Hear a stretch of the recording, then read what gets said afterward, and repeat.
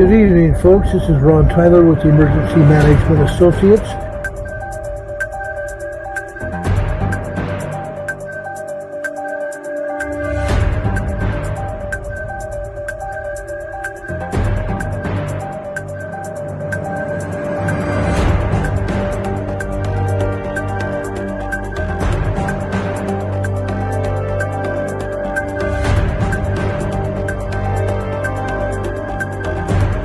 Folks, this is Ron Tyler with the Emergency Management Associates coming to you live from the crossroads of the West in Lake City, Utah. The time right now is 7:05 p.m. Barely clear on the backside of the sun, and then the earth rotated the sun hitting the earth is rotated around 3.5 miles southeast of the earth now. The solar wind also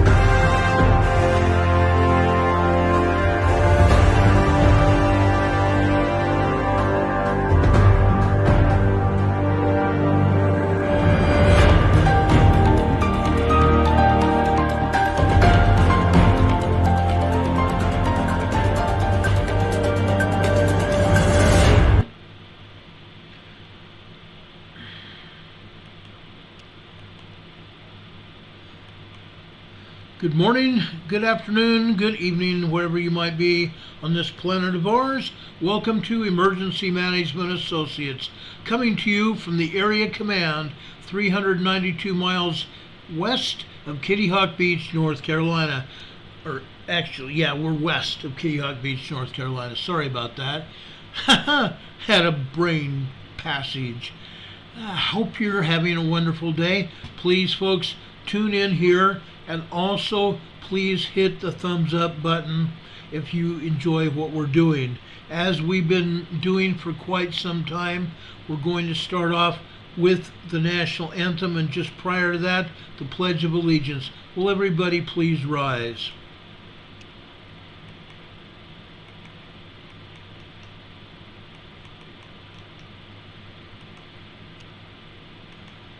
I pledge allegiance to the flag of the United States of America and to the republic for which it stands, one nation, under God, indivisible, with liberty and justice for all. Now would you make welcome, straight from Washington, D.C., the United States Army Corps Quartet. Yeah.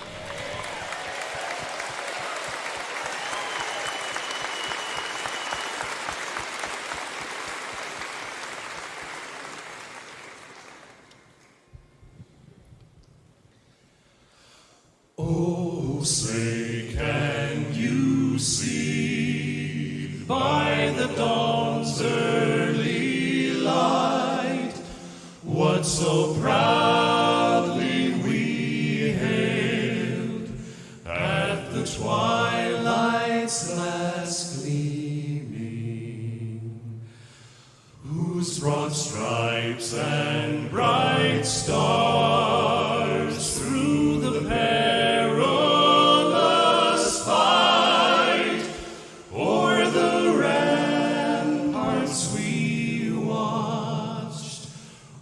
so gallantly streaming, and the rocket's red glare, the bombs bursting in air,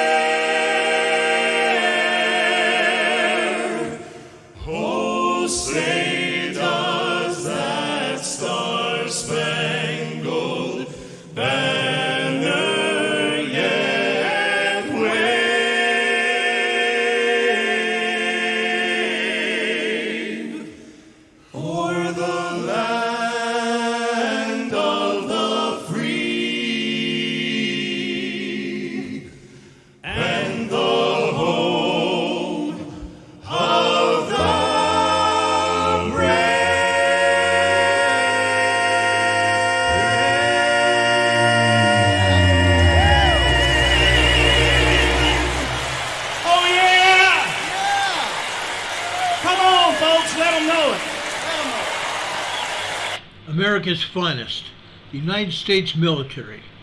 This, folks, is the Barbershop Quartet from the United States Army, coming to us from the Barbershop Quartet Convention in 2015. We appreciate this. The host of the Barbershop Quartet Convention gave us the Pledge of Allegiance, which we really appreciate too. God bless our young men and women in the nation's armed forces, wherever they might be this day and always in the future. And we want to thank also our men and women of our allies that help support the United States in our efforts to police the world. Literally, we are the world's policemen. That's what we are. Regardless of it being called the military, we are policing the world, trying to keep peace in the world.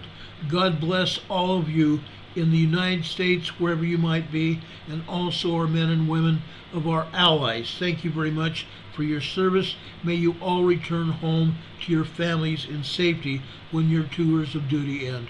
God bless you all, and thank you so much. Folks, we have a lot to say tonight. There's a ton of things that we need to talk about, and I'm going to get right into earthquakes. That's where we're headed right now, is directly into earthquakes. First, I'm going to show you the USGS map.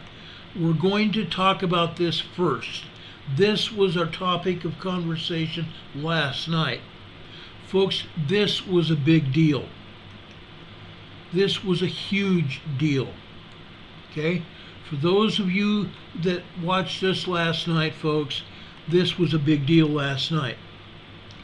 This was a 7.3 magnitude earthquake that was downgraded to a 7.1. Okay? There were 5 aftershocks. 5 aftershocks.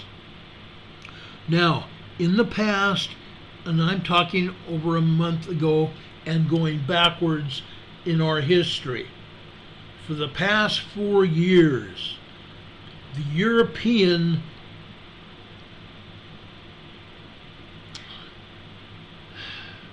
Seismological Agency, the EMSC, used to give us foreshocks and aftershocks. Now they're, I believe, because we have been criticizing the United States Geological Survey for their ineptness, their dishonesty, and they're being told what to do by the politicians here in the U.S. government. They are not telling us the truth. And I believe the USGS has cracked down on the European agency, because the European agency is not showing us all the foreshocks that hit here before this major 7.3 earthquake hit. And it was a major 7.3. Let it be no doubt in anybody's mind. This was a 7.3 magnitude earthquake. It resonated throughout the earth for over 14 hours. For over 14 hours. Okay? This was not a 7.1. 7.0, 7.1, major earthquake. It's still a major earthquake, and it's even larger at a 7.3. It's sad that this damn government decides to lie to us again. It's a sad day. It's a freaking sad day that they have to lie to us.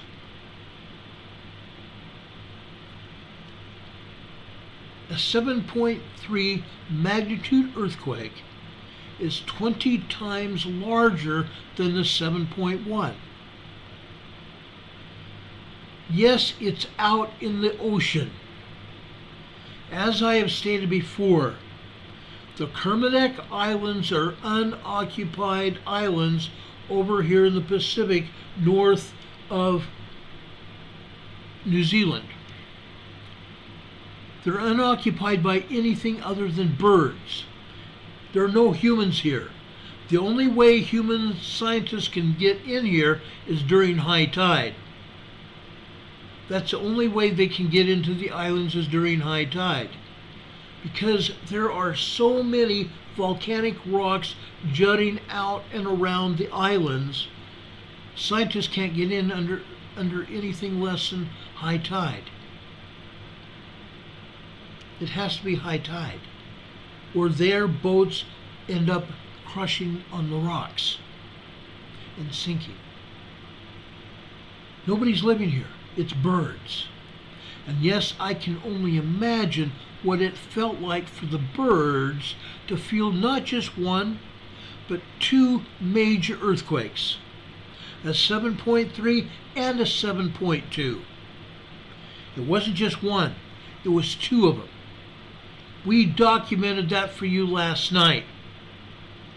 It was two major earthquakes, not just one. They took this 7.3 down. They downgraded the other 7.2 to 7.1. There's 5 aftershocks. 5 aftershocks. This one is a 5.4. This one is a 5.1. This one is a 5.0. Now stick with me here. Stick with me here.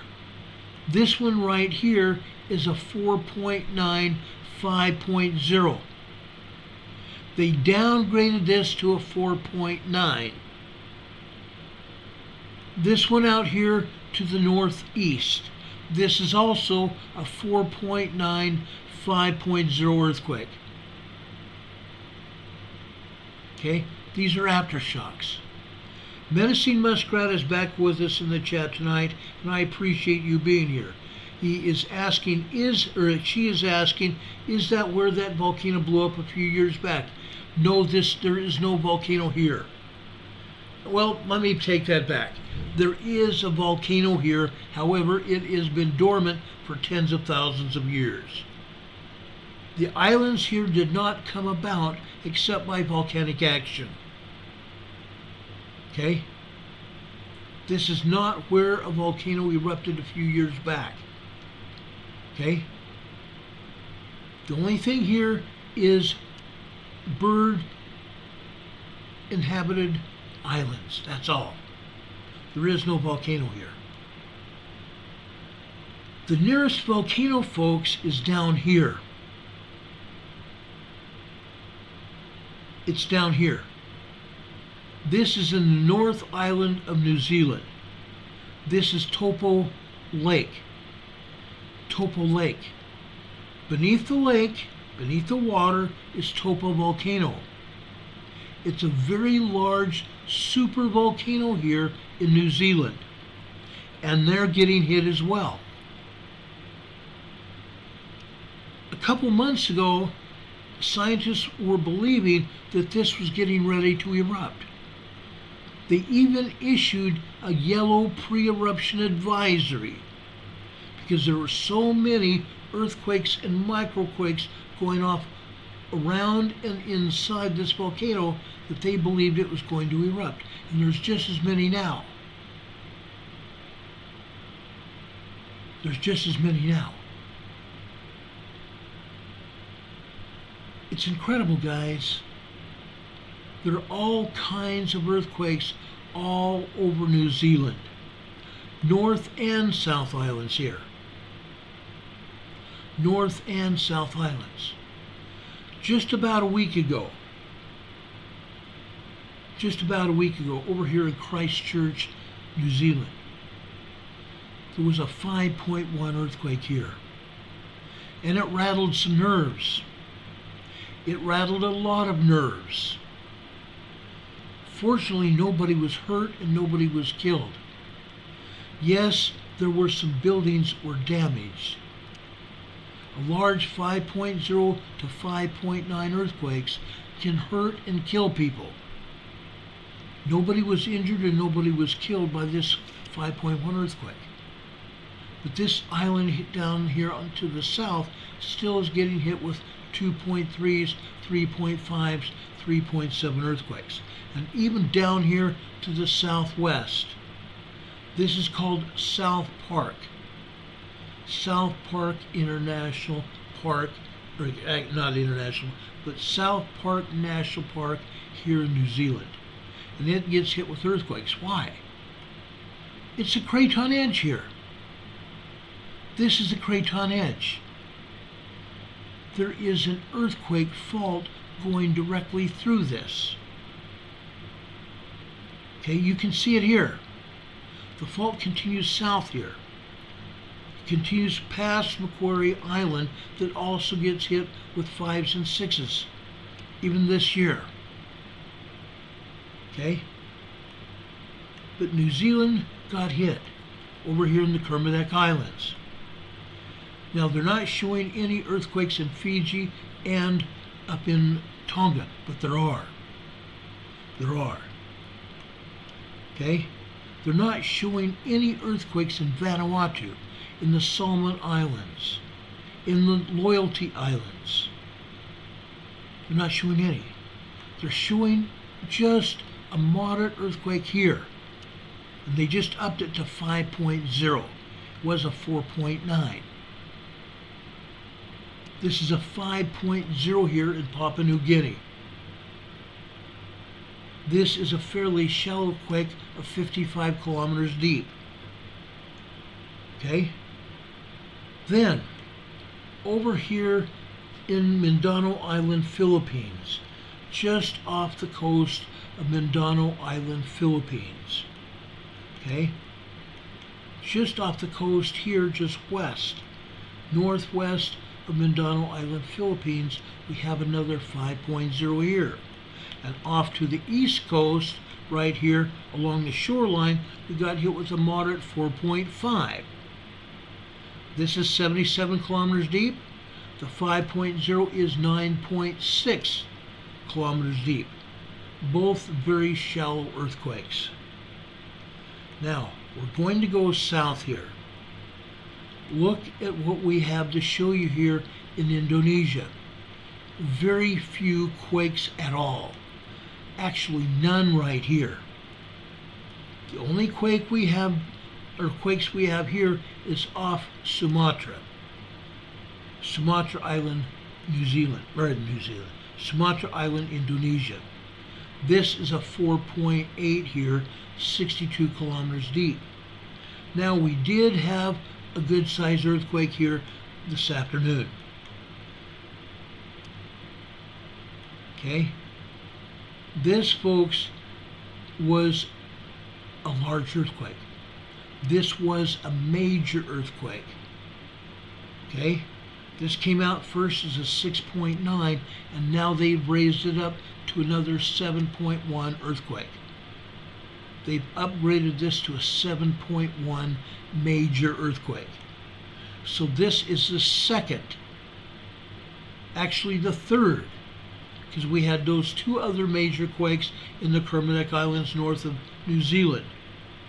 This is the third major earthquake here in this area, in the huge subduction area, in the past 24 hours.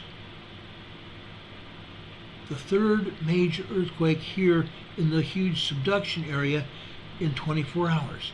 Yes, this is a huge subduction area. There are 7 different plates here. 7 different plates all over the southwestern Pacific. It's one of the largest subduction zones in the world. 7 different plates subducting, one underneath the other, just like we talked about over in the Pacific Northwest and then the South Sandwich Islands as well. Huge subduction zone. That's why they keep getting hit with earthquakes. That's why they keep getting hit with earthquakes. Also, north of this is in the Andaman Islands. This is a 5.1 earthquake.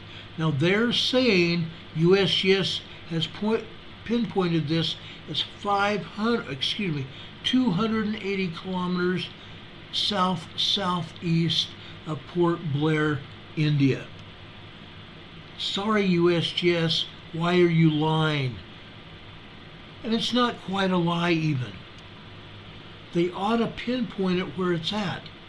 It's in the Andaman Islands here. And the Andaman Islands have gotten hit by a lot of 5s even this year. At least 3 or 4 5.0 earthquakes have hit here, as well as a lot of other 3s, 4s, and even 2s. So we had another 5.1 here. Okay? This 7.2, okay, they had it 6.9, they're now saying 7.1. I believe it's 7.2. Okay, I'm just being honest. Okay? It's off the coast of Sumatra. Off the coast of Sumatra. They're saying it's 170 kilometers south-southeast of Teluk Dalam, Indonesia. Teluk Dalam. That's up here. That's to the north. There's nothing here. Fortunately for everybody in this area, it did not hit on land. It hit in the ocean, and that's the only saving grace for everybody. It hit in the ocean. If this hit on land, there would be people killed and a lot of people injured.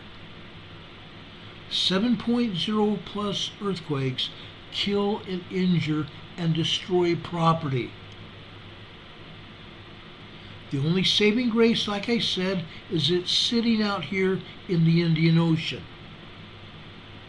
The only other earthquake down here is a bit further than that, probably about 70 or 80 miles south of the 7.1, 7.2. This is a 4.9, 5.0. Okay, this is still a large earthquake. They downgrade these to 0.9 because they don't want anybody to know what happened. Oh, heaven's sakes, we can't have too many 5s. We can't have too many 6s. We can't have too many 7s, although we just did. But they took one completely down. I showed you that last night. And I showed you how easily they disappear. They take them down. It was 2 separate and distinct earthquakes, 2 separate and distinct locations, and they took one of them down last night. While we were on the air, you all saw it. I fortunately have another picture as evidence. Yes, I took a screenshot.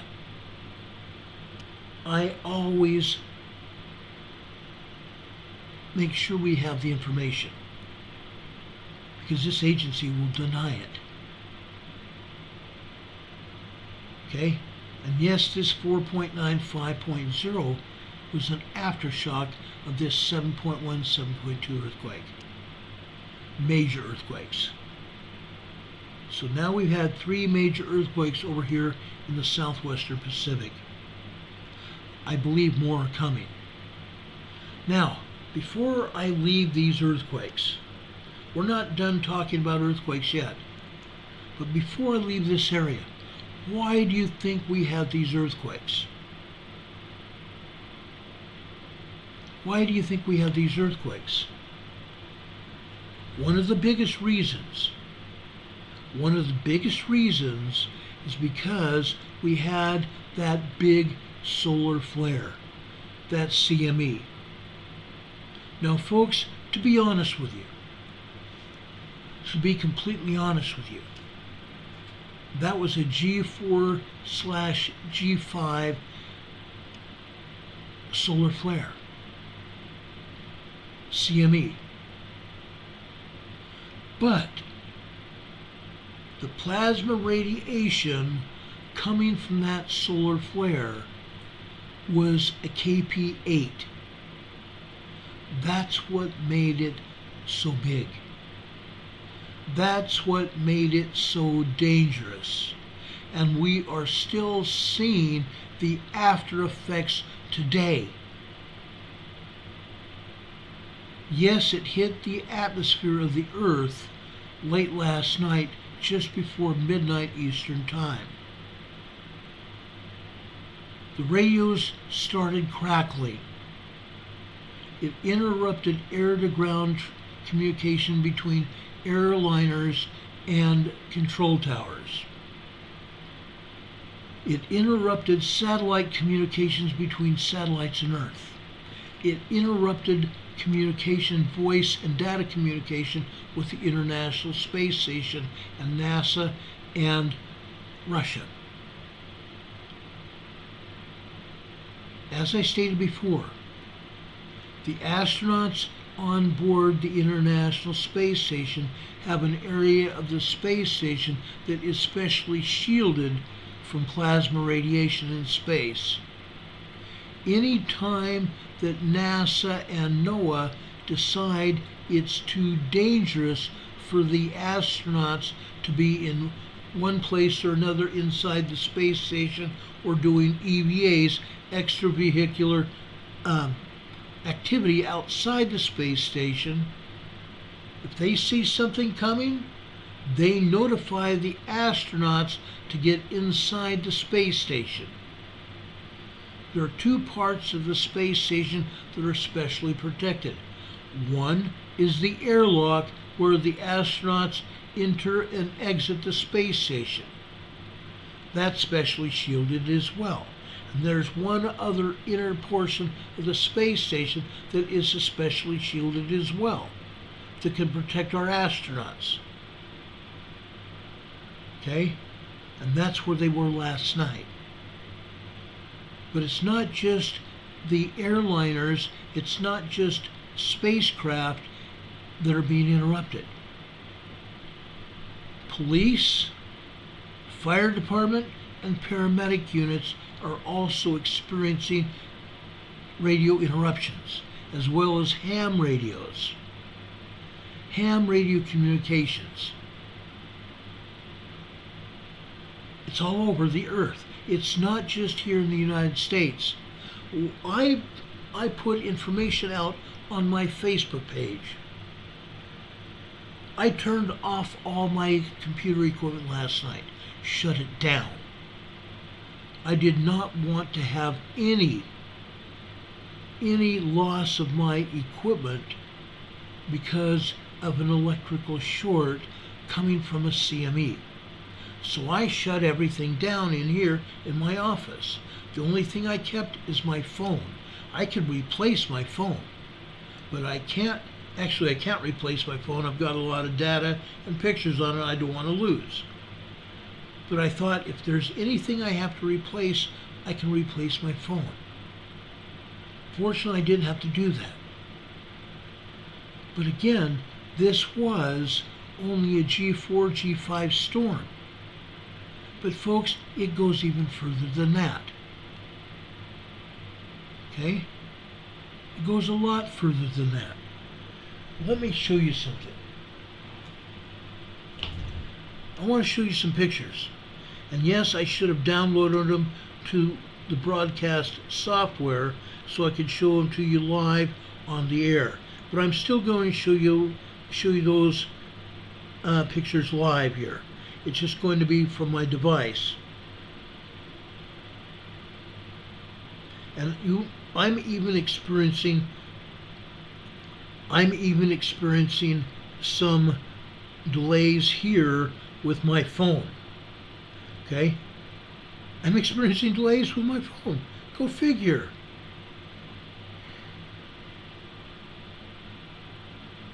Let me show you some aurora activity. I want to show you some aurora activity as a result of this solar flare from last night. Okay? It's real. It's real. Let me show you this. Look at that.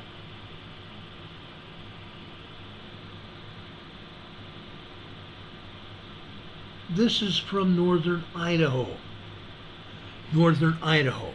Actually, no, I'm sorry. This is from northern Nevada. This is from northern Nevada. Look at that.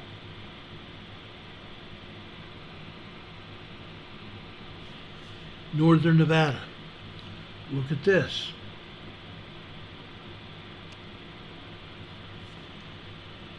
Our buddy Rob, who's one of my dearest friends here on our chat, on this channel, he said they saw him in Phoenix, Arizona. This is from Idaho. This is from Idaho. And the interesting thing about this one in Idaho, this one here in Idaho, the interesting thing about this, there was a rainstorm. It was cloudy out, and the auroras still made it through the clouds. The auroras still made it through the clouds. Isn't that wild? It's amazing, guys. It's truly amazing what we've seen. Now, this is not over. Last night, at the time that the G4, G5 storm hit the atmosphere and the earth, guess what else happened?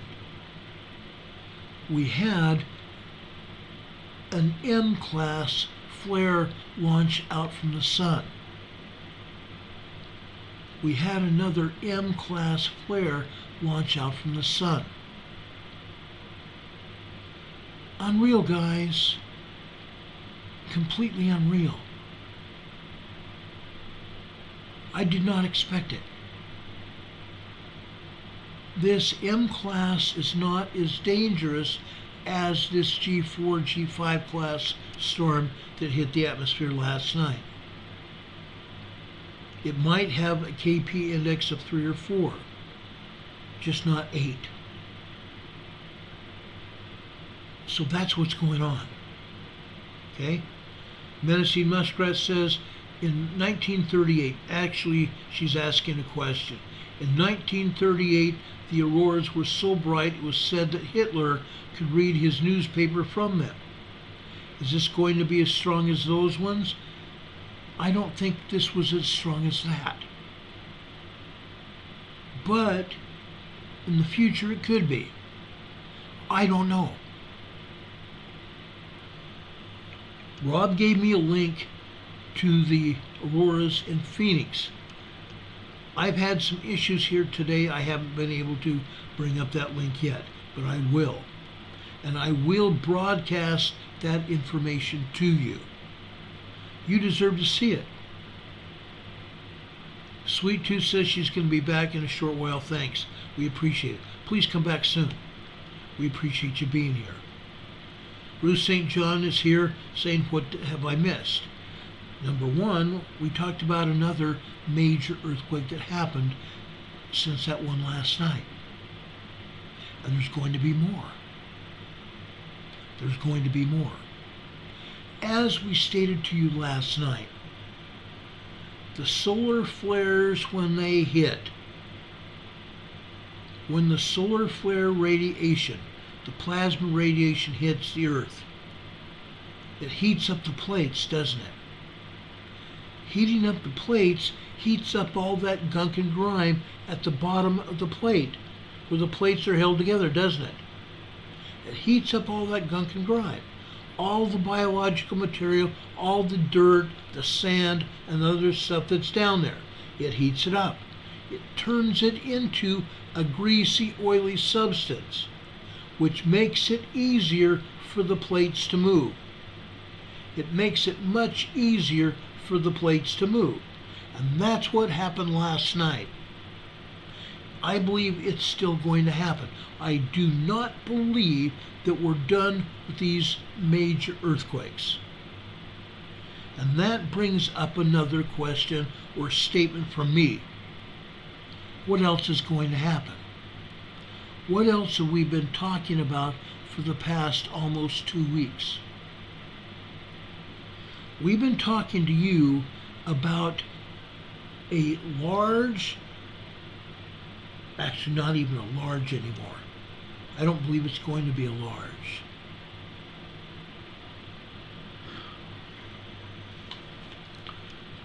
I believe that we're going to have a very strong earthquake hit California. A very strong to major earthquake happened to hit California. All indications point to that. All indications point to California having a very strong, meaning anywhere from a 6.0 to a 6.9 magnitude earthquake, or even up into 7.0, 7.2, 7.3 major earthquake in Southern California.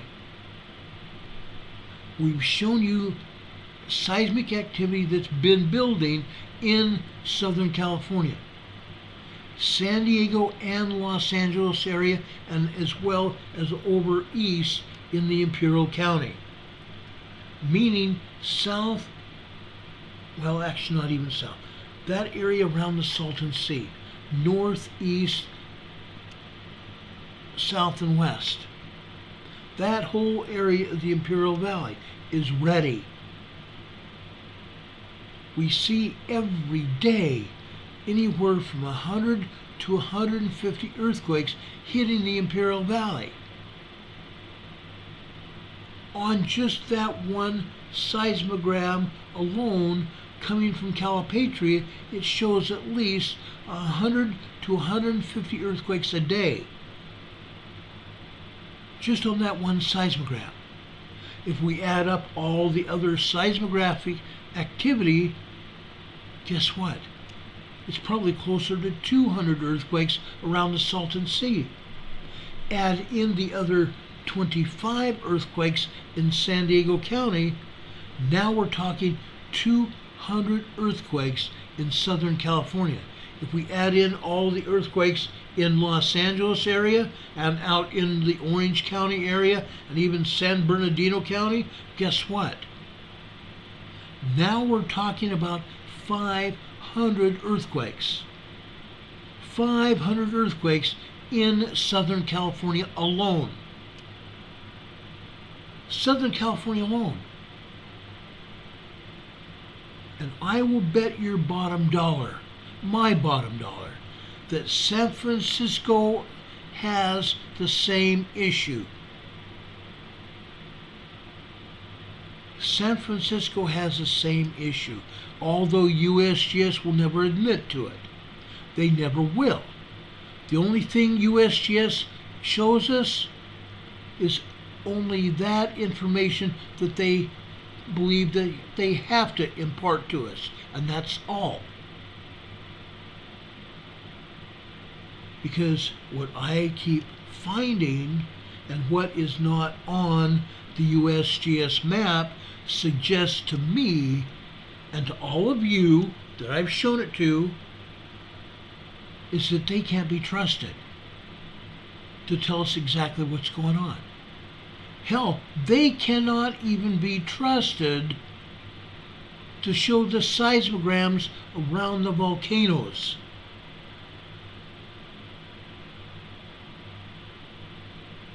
The seismograms around the volcanoes in Northern California, going up into Oregon and Washington, and even up into Canada. They cannot, will not ever tell the truth. Plain and simple. We've proven it time and time again. I can show you the USGS map of Turkey today. It doesn't show one lousy earthquake in Turkey. There's over 100 earthquakes today in Turkey. Today. Aftershocks of major earthquakes that hit. 9.0 to 10.0 earthquakes hit Turkey and Syria, and they are still suffering the aftershocks of that event, which happened over a month and a half ago. It's still happening. It's going to continue to happen. Now you might ask, Ron, why are you not showing us the seismograms from Mount Rainier and Mount St. Helens and Mount Baker and Glacier Peak? Because stuff hasn't changed. we're still getting the same runaround from the agencies with their piddly butt-headed seismograms. The data still hasn't changed. My prognosis for a major earthquake in the Cascadia region has not changed. Mount Rainier, Mount St. Helens, Mount Hood, Glacier Peak, and Sisters Volcano could erupt at any time. Any one of those 5 volcanoes could erupt at any time. And maybe I ought to add Mount Baker and Mount Constitution into those as well, because they're having the same symptoms that Mount Rainier, Mount St. Helens, and Mount Hood are having, except USGS and the Pacific Northwest Seismic Network is not talking about it. Heaven forbid we get the truth. That's never going to happen. The Cascadia subduction zone is still active. We still are having earthquakes in the Cascadia subduction zone. It's not going to stop. What we are looking for in the Cascade Mountain Range, somewhere between the areas of southwestern Canada all the way down into Northern California. We're looking for 2 4.5 or larger earthquakes. 2 4.5 or larger earthquakes in the mountain region, in the Cascade Mountain region, on land. 2 4.5 or larger earthquakes within a very short time of each other.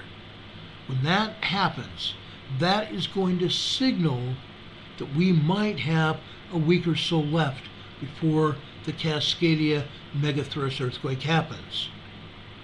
Now we're either going to get those 2 earthquakes and or a volcanic eruption. And Mount St. Helens, Mount Rainier, Mount Hood, and Crater Lake and Sisters Volcano look like they're going to erupt at any time, although USGS would deny it. They would say, you're wrong, that's not going to happen. They have not issued a yellow volcanic eruption advisory yet. They always wait till the last minute. We know that. We've been tracking earthquake activity in the Cascadia region for years now. Years. It's going to happen. We're seeing increased activity off the coast and on land. We're seeing increased activity in California. Okay? We've shown you that. We're going to show you even more this week. What else is going on, Ron? What else do you think is going on, Ron? Well, let me show you. Linda Moses says, Cheryl, I remember my husband calling his mom in Montana after it, and it was dark during the day. That happens. Yes, that does happen. Okay? Hurricane Heather says, I would say Lassen too. Yes, Mount Lassen looks like it. But you can't tell from anything USGS tells us, because they're lying to us. They're covering it up. Heaven forbid that they tell us the truth. All I want is the truth, guys. That's all I want. I want it for the world. The entire world is in trouble. The entire world is in trouble. Speaking of which, let me tell you about the volcanoes, guys. Let me tell you about the volcanoes.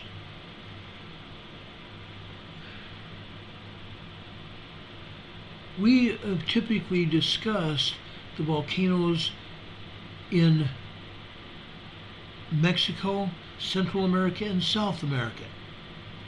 Yes, we typically discuss volcanoes in Indonesia.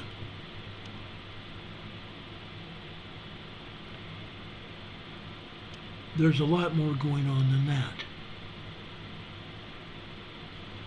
Today, Mount Etna exploded. Now, this is not my video.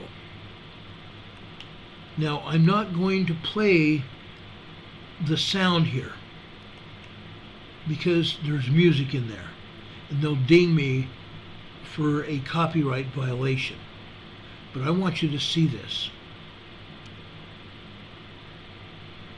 Mount Etna exploded. It's about 2 minutes or 3 minutes of video here.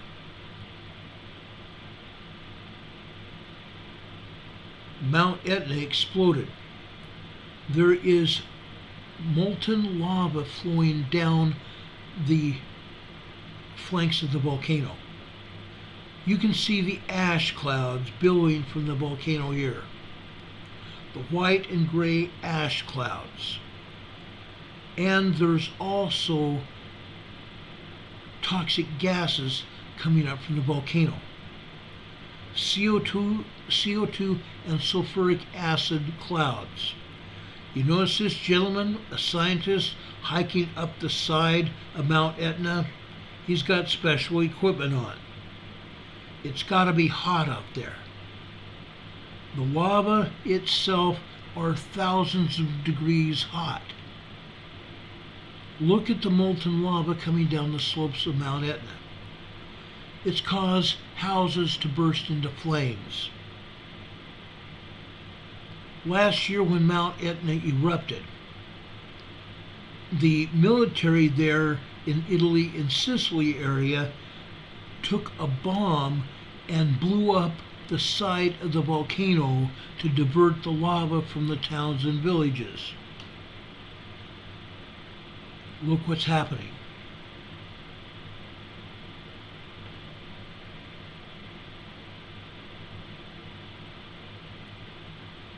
This was an unexpected eruption of Mount Etna. Now, whether the military tries to divert the lava of this eruption remains to be seen. But you can see the lava river flowing out from the summit of the volcano. These scenes remind us of what happened over in the Canary Islands at Cumbre de la Vieja. Cumbre Vieja, actually, not de la, Cumbre Vieja volcano in the Canary Islands on La Palma Island.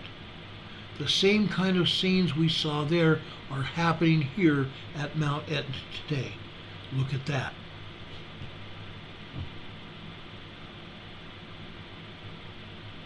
Mount Etna erupted, guys. It's continuing to erupt now. Okay? It's continuing to erupt now.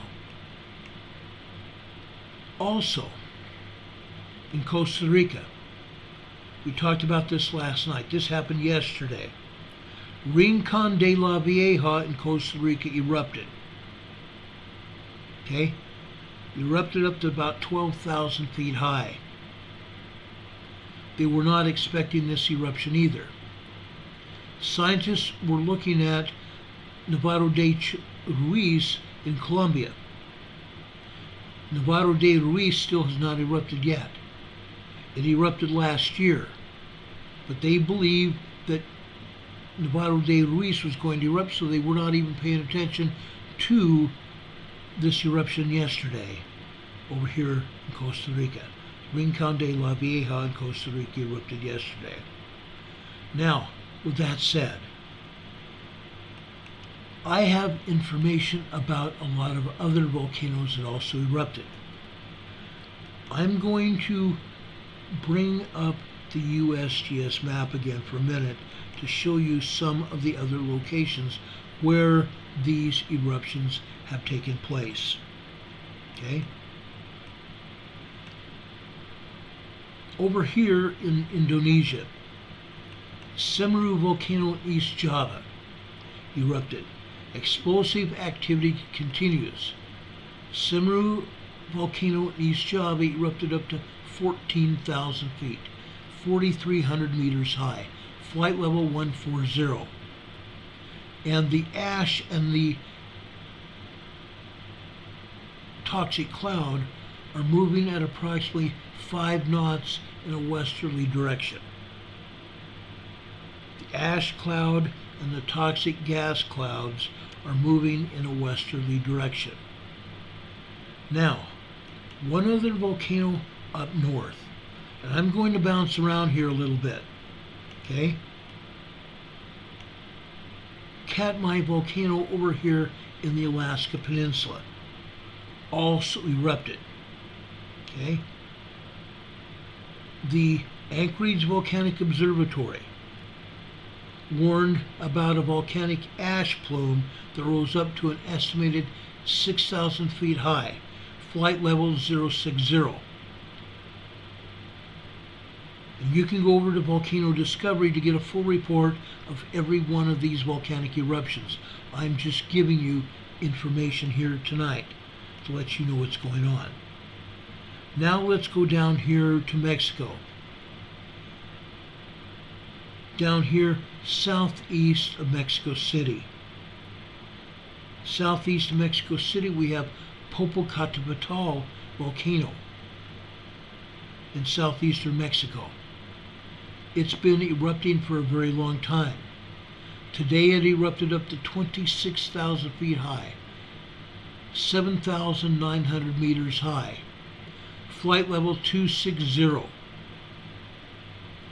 Flight level 260.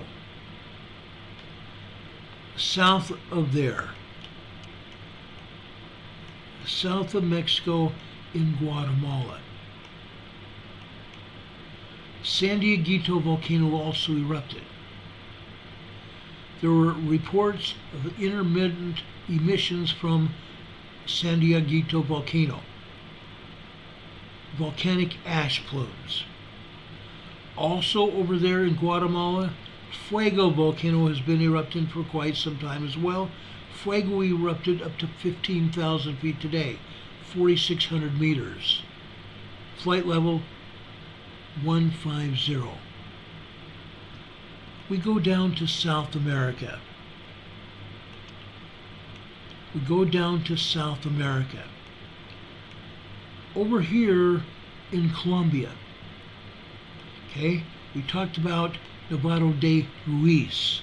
It is not erupting yet, but they fully expect it to be erupting very, very, very soon. Down here in Ecuador, Sangay and Reventador volcanoes have been erupting for quite some time. Sangay volcano erupted up to 21,000 feet, 6,400 meters high. Flight level 210. The volcanic ash plume and toxic gases are going into a northeasterly direction at 10 knots. Reventador volcano, that's a sister to Sangay, right next to each other. It has also erupted with a mild explosive activity that continues now. Flight level 200. When Reventador erupts, it goes up to 2,000 or 20,000 feet high. Sangay was 21. Reventador is 20,000 feet high. Also over there, and this is just south of Reventador, Cotopaxi volcano in Ecuador has also been erupting for about 3 weeks now. Cotopaxi volcano erupted up to 26,000 feet high. Flight level 260. 7,900 meters high. Sabancaya in Peru. Sabancaya in southern Peru down here. Sabancaya is right here. Sabancaya volcano erupted as well. up to 21,000 feet high. Flight level 640. I'm sorry, not 640, that's meters. Flight level 210. The volcanic ash plume and gases are headed in a northwesterly direction at 5 knots. Now, there are other volcanoes that are still erupting. They've been erupting for quite some time. Let's go up to Kamchatka Peninsula. Kamchatka Peninsula over here in Russia. We've seen Shiveluch volcano over here in this area right here. Shiveluch volcano has been erupting. Right now it's not. It has stopped. Klyochevskoye, just south of there, has also slowed down. But there's also one other volcano there that's still erupting. This is Bezymanny. Bezymannny.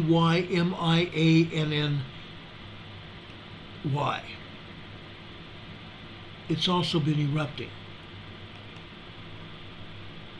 Let's go down to Indonesia again. Down here into central Indonesia. Halmahera, Indonesia. Dukono volcano has been erupted for quite some time. Up to 7,000 feet high. Flight level 070. Let's go further north, and I forgot to mention this when we were talking about Kamchatka Peninsula.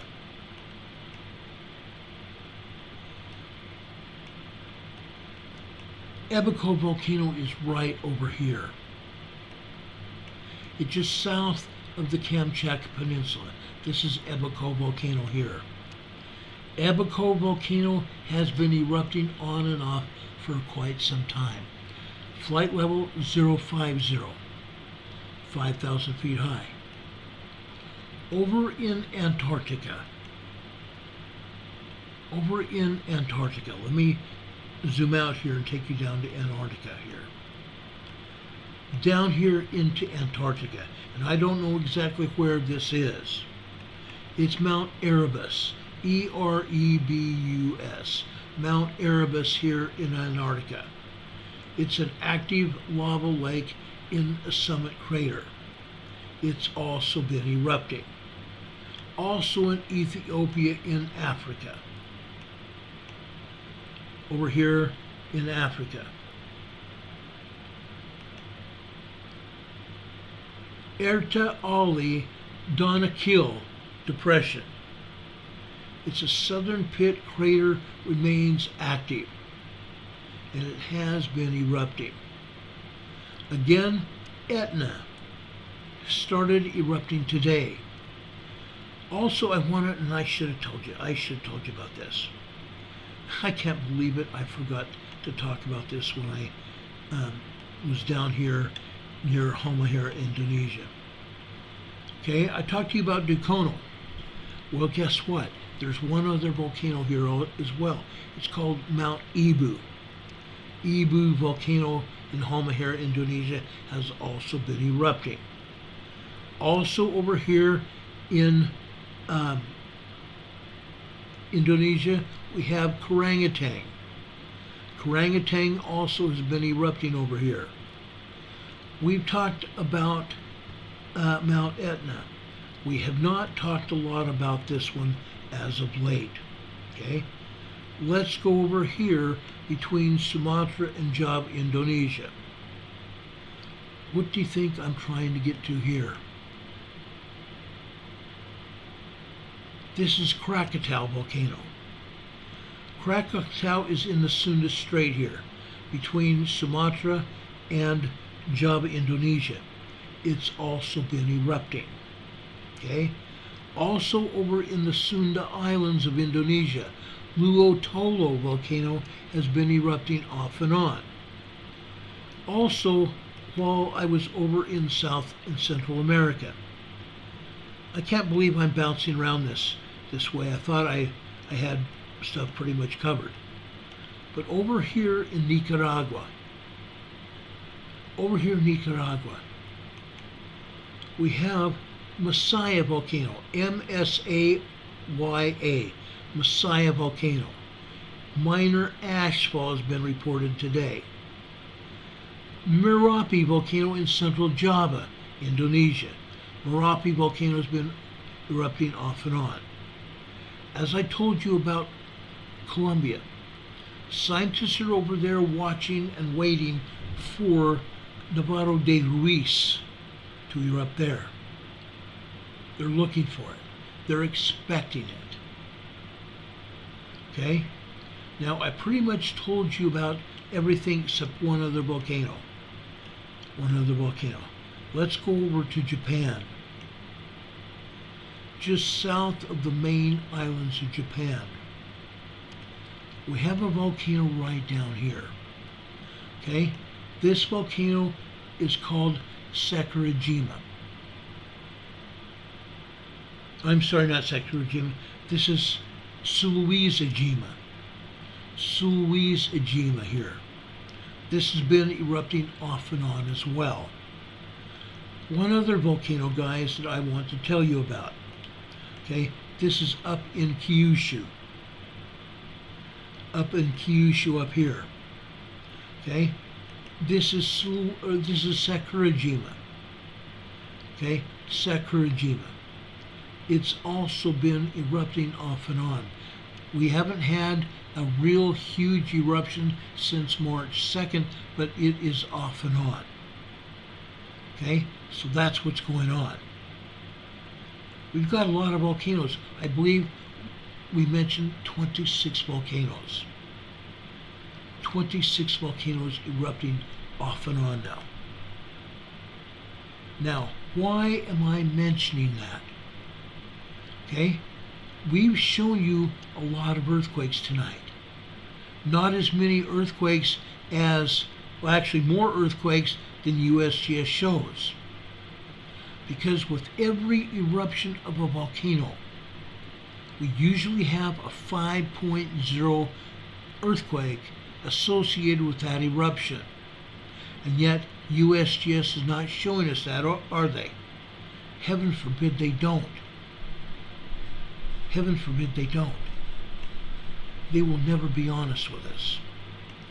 Over here in China, Jinhuan, China, we had a 4.4 earthquake, moderate earthquake at that. This was 10 kilometers deep. Go figure, China would show us an earthquake. China and Russia very seldom ever mention anything going on in China. Yet we have this 4.4, 4.5 earthquake in China. Okay? Now, I'm going over here into Europe for a reason. For a very good reason. Okay?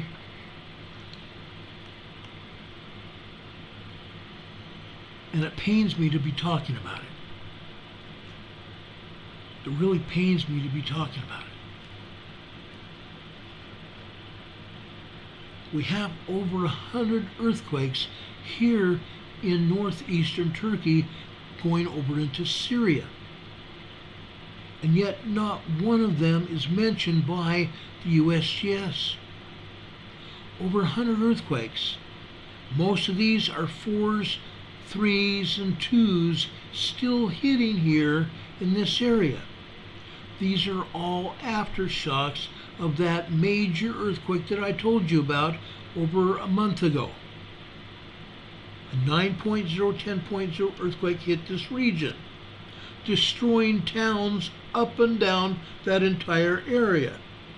Seismic energy being felt all the way down to Israel and Egypt and down into Palestine. Incredible seismic energy. That would not have been felt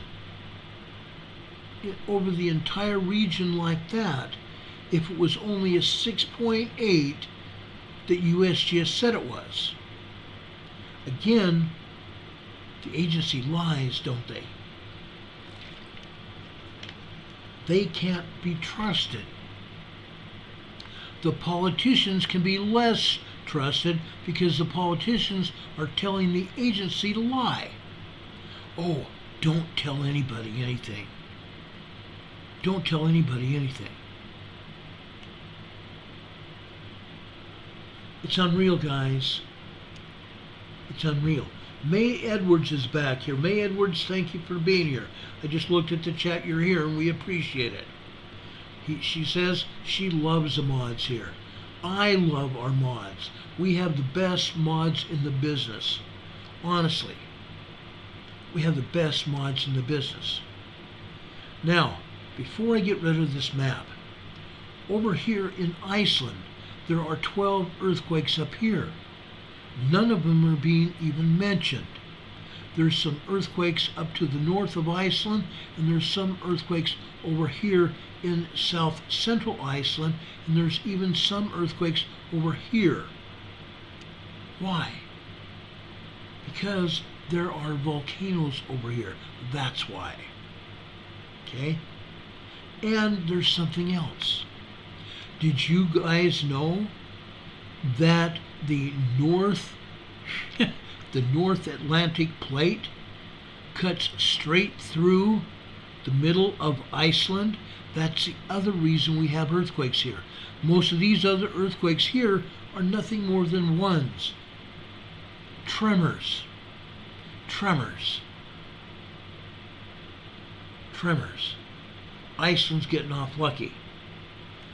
Down here in the central Atlantic, we have a 4.8 magnitude earthquake. This is near Ascension Island in the North Mid-Atlantic. Actually, it's not even North Atlantic. This is the South Central Atlantic. The South Central Atlantic here. Okay? But going over here, we have other information here. Now, over here near the island of Guadeloupe, we have underground magma activity causing earthquakes here at Guadeloupe. We believe the volcano is getting ready to erupt here. We're keeping a close eye on it. Those of you that live down here in the Leeward Islands down here, be aware of it. Be aware of it. We've seen evacuations happen here before. It could happen again. Okay? Be aware of it if you live down here in the Leeward Islands, that you may have to evacuate if that earthquake, or not that earthquake, that volcano gives way. Okay? Going over here, okay, right here, let me point this out. This is St. Croix, U.S. Virgin Islands. This is a 2.8 earthquake. Usually you have 3s, 3.5s just north of here. This is a 2.8 here near St. Croix, U.S. Virgin Islands. Okay, we go up north to the north shore of Puerto Rico. Here we have a 3.1 here, just northeast of San Juan, Puerto Rico. Okay, this is a 3.1. Over here off the north central coast of Puerto Rico, this is a 2.8. A 2.8. Up here north of there, this is a 1.4. This is 70 kilometers northeast of Arecibo, Puerto Rico. Where do we know Arecibo, Puerto Rico from? Arecibo was the location of a NASA satellite antenna. A NASA satellite antenna. It was a radio observatory antenna. It was a radio observatory antenna. It was situated between hills down here near Arecibo, Puerto Rico. Guess what, guys? There was a slight earthquake. The ground gave way and the radio telescope became demolished. It fell into the canyon here at Arecibo, Puerto Rico. This happened about a year and a half ago. Okay? This earthquake out here, this came from the Cayman Ridge. The Cayman Ridge is that line that goes east and west that's just north of this earthquake. The Cayman Ridge dropped that earthquake there, dropped the seismic energy here. The Cayman Ridge originates over in Central America, just south of Guatemala, and it stretches out the entire length of the Caribbean here. Let's go over here, let me show you. The Cayman Ridge originates right down here in Guatemala, and it stretches out into the Caribbean here. Okay? It goes way out here, and then it climbs north, and it goes just south of Jamaica. Just south, actually, just north of Jamaica, I'm sorry, and just south of the Cayman Islands. What you're looking at is the Cayman Islands here. Okay? And it goes north of Jamaica here. It skirts the island of Cuba. It goes north of Haiti and the Dominican Republic here.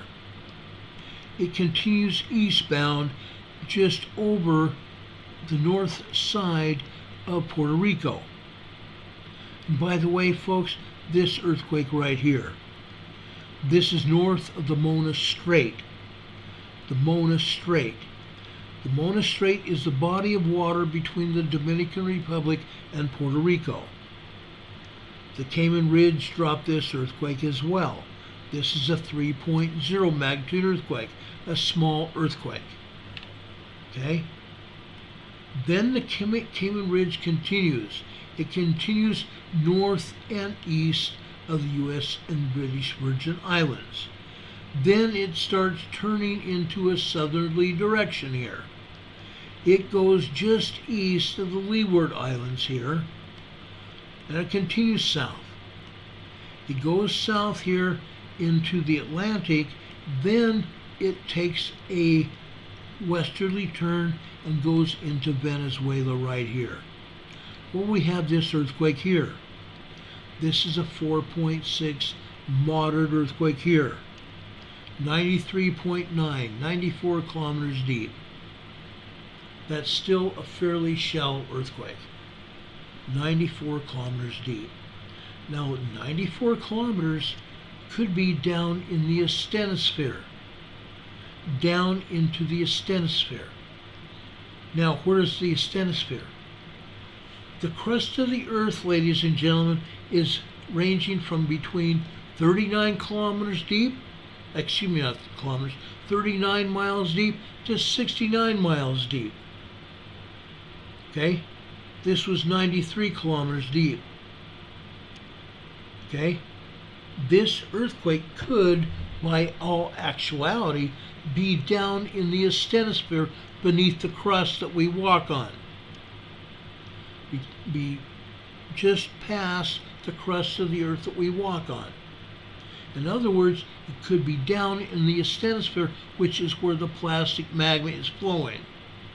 Where the plastic magma is flowing. Which could cause an earthquake as the magma moves just beneath the crust. It could cause an earthquake, and that's where I believe what happened here.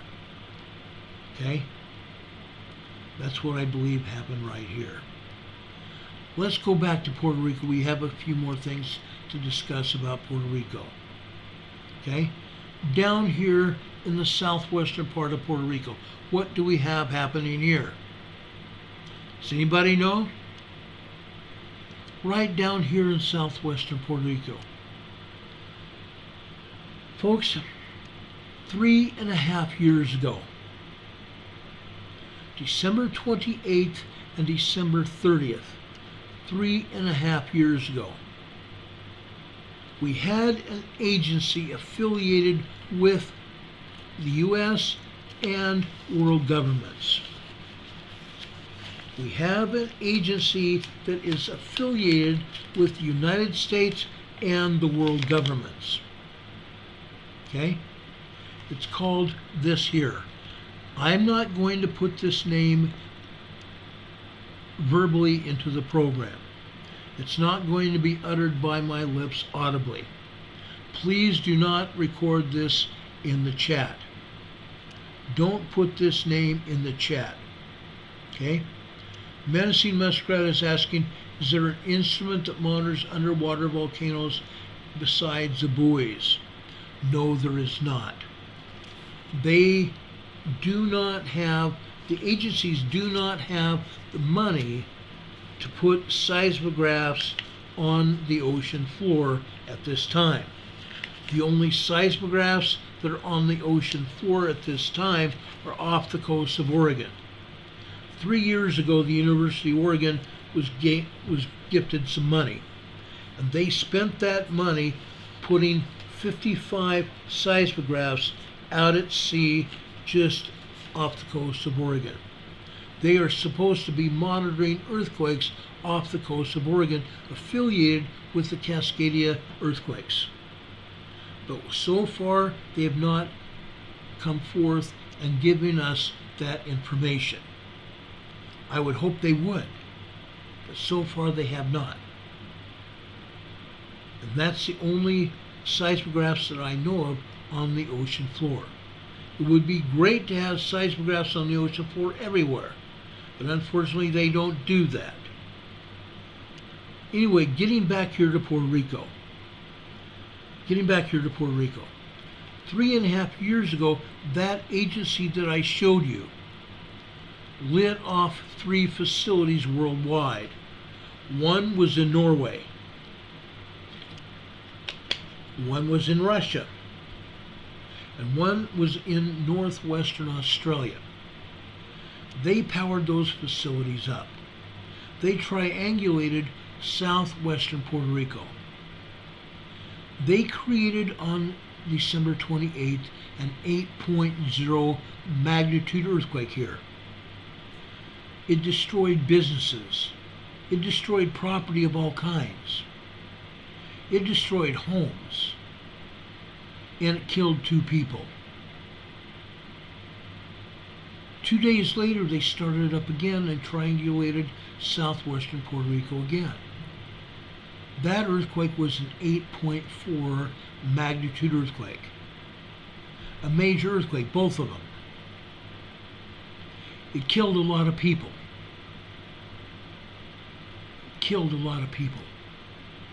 It damaged even more property. Let me show you something, guys. Let me show you something. This is as close as I can get here with the USGS map. This is stupid. This is actually stupid.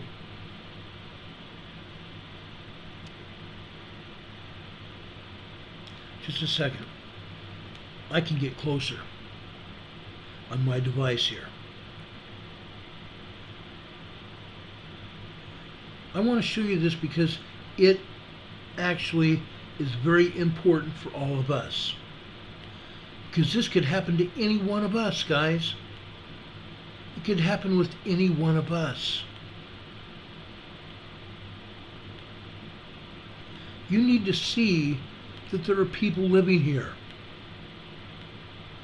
That there are homes and businesses here.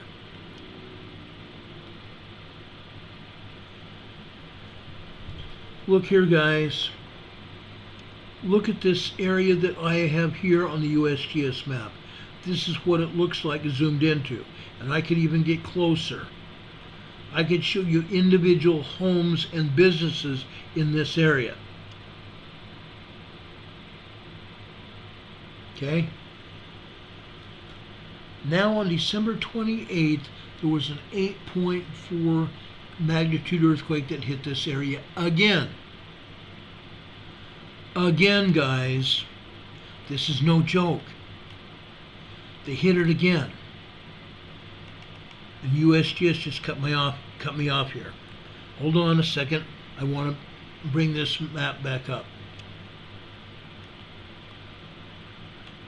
I figured out a way to cut USGS off and continue doing what we need to do here.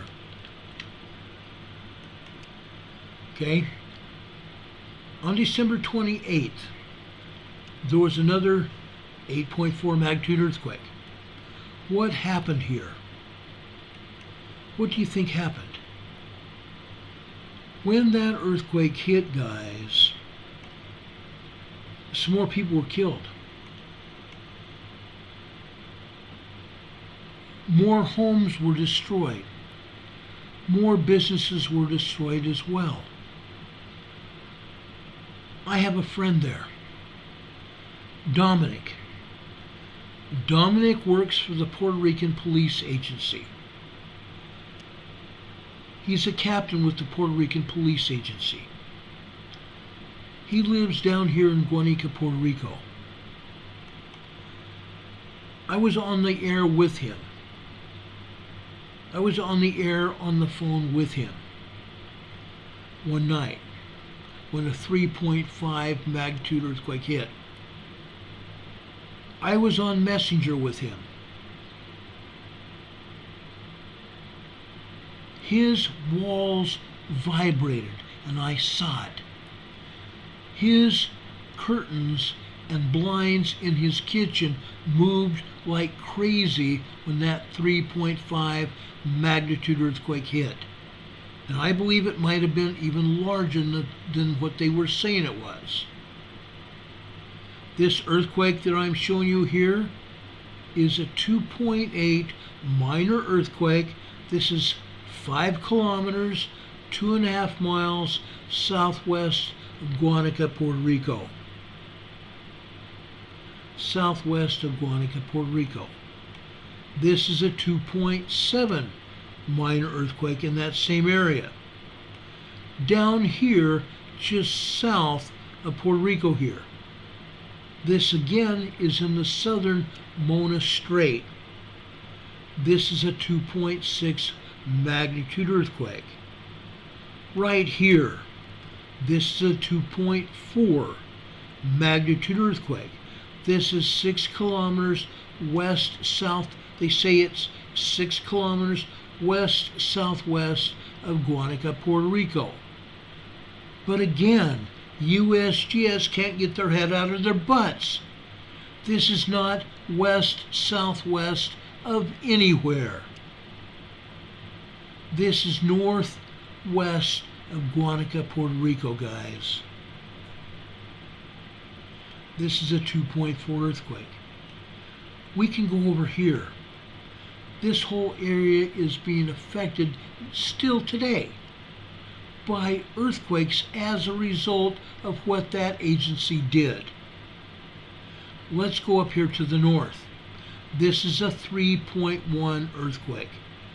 Fuig, F-U-I-G, Puerto Rico. This is a 2.2. This here is a 2.4. This is a 2.8. This is a 2.7, and this one down here to the southeast, this is a 2.9. This whole area, folks, was destroyed by those two earthquakes.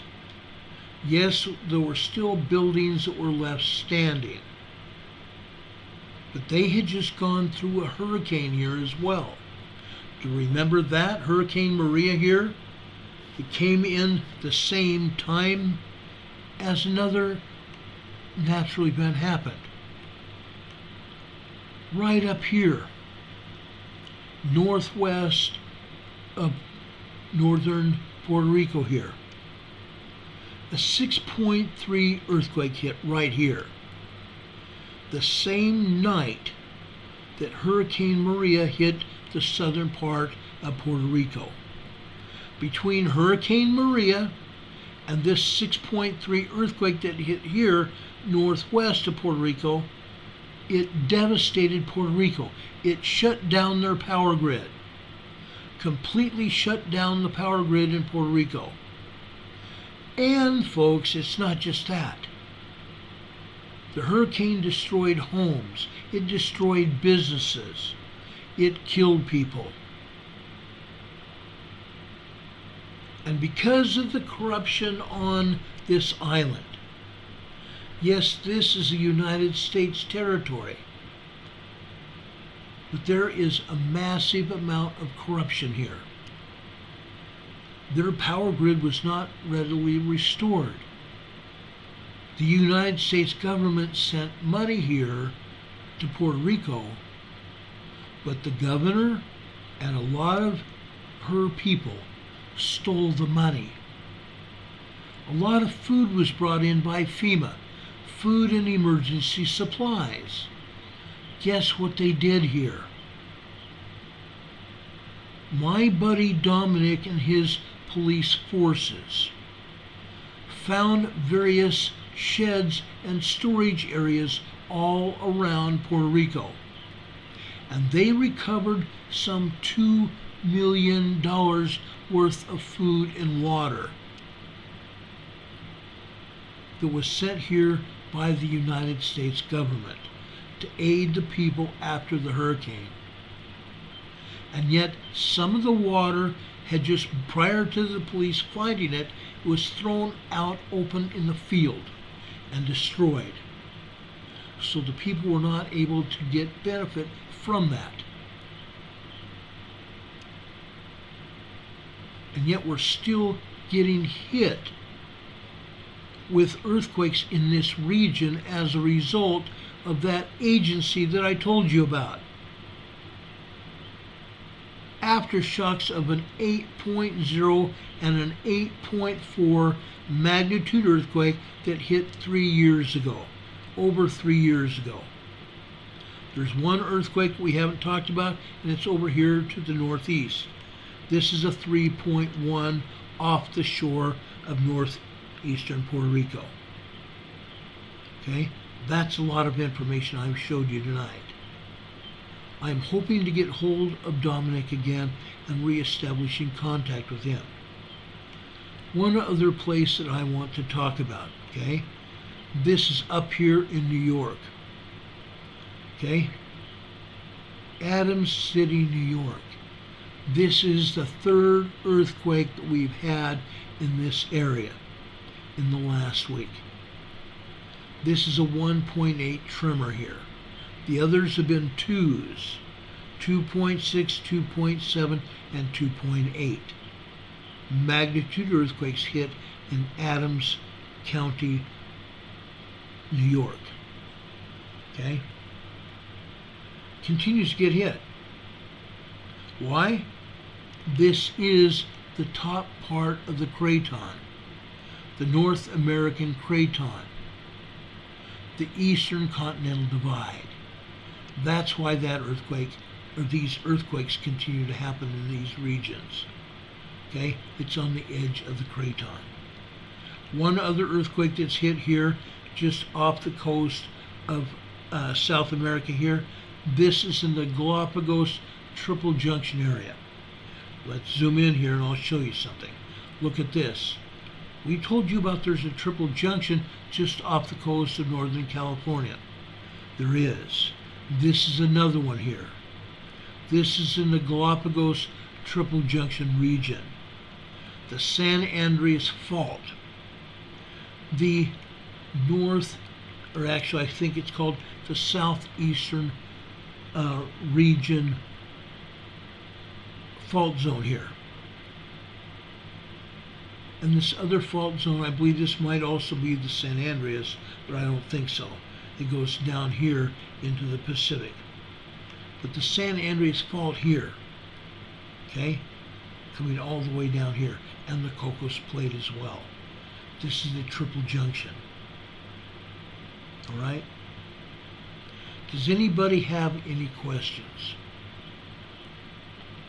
Aubrey says she's got to walk home, catch up with you later, family. I hope you have a good night. Aubrey, please be careful. Michelle Cameron is here. Welcome. Thanks for being here, Michelle. We appreciate it. While I've got you all here, please check your subscriptions again. YouTube continues to unsubscribe people.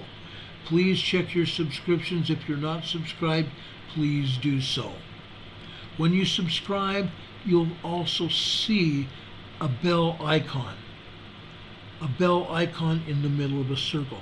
When you subscribe, click on that bell icon. Then a drop-down menu with 3 items will come up. Click on the word ALL, all. That way it will subscribe you and get you notified to when we come on the air. Be advised, we usually come on the air between 6 and 7 p.m. Eastern Time in the evening during the week.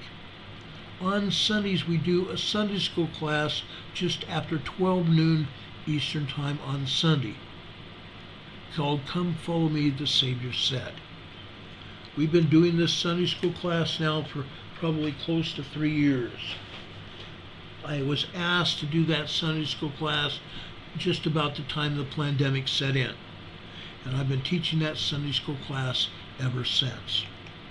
Does anybody have any questions about anything that we've discussed tonight? Because there's something else I want to talk to you about tonight, and it's very important. Okay? There's a gentleman that was on Fox News. His name was Tucker Carlson. His last broadcast was called We Will Not Survive This. He said it could happen in the next 2 weeks. Rochelle D says it looks like USGS, the map looks pretty active. It is. It's very active. And yet they're not even putting out a third of the earthquakes. They're saying there's 269 earthquakes. Guess what? There's probably 1,000 plus earthquakes. They just don't tell us about it. They just don't tell us about it. Anyway, guys, this is a picture of Tucker Carlson.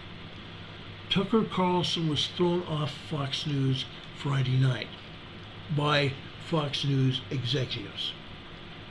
They tossed him off because Tucker Carlson was broadcasting information that talked about President T. And Fox News executives didn't necessarily appreciate it. However, he also started talking about other things. Okay? Carl, please do not mention that person on this channel. Okay? Please don't mention this person on that channel. We don't mention other channels on this particular channel. Okay? Yes, I know he agrees with some of the things he agrees with me, or I agree with him. But we have our differences, and I don't want his channel mentioned. Period. And I'm sorry. If I offended you, I'm sorry. But this is our policy on this channel. We don't put any other channels on this channel in the chat unless you previously clear it with me. You can call me at any time except when we're on the air. I'll be happy to discuss anything with any of you. Not a problem. It happens all the time. Getting back to this broadcast here. Tucker Carlson talked about what is happening in our society. Okay? Hurricane Heather, I'm sorry you don't have a remove message option. That's okay. Thank you anyway. You should have it. I don't know why they didn't give it to you. Anyway, guys, I want to talk about Tucker Carlson because there's another broadcast that you need to know about. This was an interview with Elon Musk that Tucker did. And I'm going to play, well, actually, you know something? I'm going to play a couple minutes of the first part of his broadcast. And then I'm going to play the last few minutes of his broadcast. Because you all need to hear this. Just how filthy and dishonest our news media are. You'll be in the shower and you'll think they're bad, but how bad are they? In fact, this is pretty clearly the beginning of the end for Joe Biden. We can't prove that, the future is unknowable, but holy smokes, it does not look good. The other channels took hundreds of millions of dollars from big pharma companies, and then they shilled for their sketchy products on the air. And as they did that, they maligned anyone who was skeptical of those products. At the very least, this was a moral crime. It was disgusting, but it was universal. It happened across the American news media. They all did it. Either way, if you're an honest person, you understand this is exactly the moment in our history when we need serious adult conversations about the world around us, a world that is changing to our detriment, and how we ought to respond to those changes. Bobby Kennedy would love to have those conversations. He's not running to get rich. He's running to make things better, but he's not allowed to have those conversations. He's been censored. Other media won't even talk to him. He criticized their advertisers. Well, as you've just heard, the Biden administration spends an awful lot of time covering up actual crimes committed by their political allies and their relatives. But for their critics, there is no such mercy. For the first time in our history, the government has begun to arrest people for saying things the White House doesn't like. That's the end of the First Amendment. Speech that's been protected for centuries in the United States is no longer protected. It's now a criminal act. Did you hear that, folks? Speech that used to be protected is no longer protected, and it's a criminal act. Tucker Carlson was taken off the air Friday night, and he was accused by Fox News of crimes against This changes the news everything media. we know about what really causes toenails to be... I'm sorry about that, guys. As a tool in elections. You know, if the AI is smart enough, are they using the tool or is the tool using them? So I think things are getting weird, and they're getting weird fast. So you've seen a couple regional bank collapses. Yeah. And we've been told that's not a big deal, that these are isolated and each one collapsed for unique reasons. It's not systemic in any sense. What's your sense of the stability of the American banking system? Well, it's actually at this point a global banking system problem. So, you know, we have a situation here where it's not that the canary in the coal mine has died, but the miners are starting to die too. Silicon Valley Bank collapsing overnight is one hell of a big canary. You know, it's more like a turkey. I mean, it's not like some small fry thing. I think that there is a serious danger with the global banking system. There's a strong argument that if you were to actually mark-to-market the portfolios of the banks, the loans and whatnot, that the entire banking industry would have negative equity. It feels that way. Yes.